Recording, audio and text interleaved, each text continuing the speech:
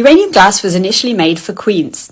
In the early 1800s, uranium glass became a sort of party trick for the rich. In 1836, Queen Adelaide was presented with candlesticks with prisms of glass that had been coloured with uranium. And in 1837, Queen Victoria was given finger bowls of uranium glass.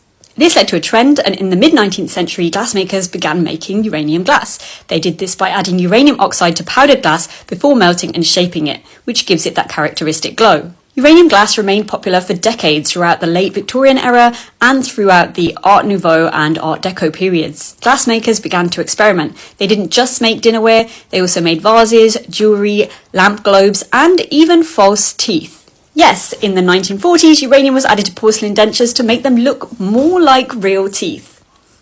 But the history of uranium glass may go back much further than this. Archaeologists have found glass with traces of uranium oxide in it in a Roman villa that they dated to 79 CE.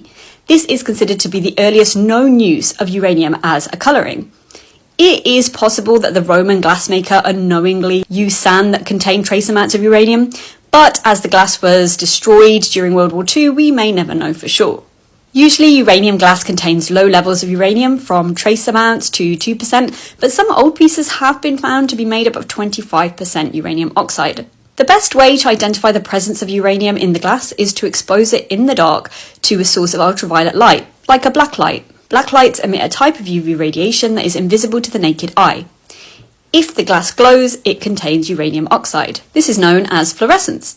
When exposed to ultraviolet light, the uranium ions in the glass absorb energy and re-emit it in the form of visible light. Radioactive antiques do emit very low levels of radiation for thousands of years, but the amount of radiation is very small and completely harmless. One study found that the amount of radiation exposure from uranium glass is only about 1% of the radiation that an average person is exposed to every year.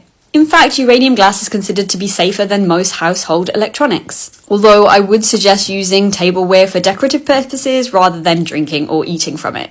There are still a few uranium glass manufacturers around, but they don't make dinnerware anymore, or teeth. I guess that's technically a glow up. Cheers!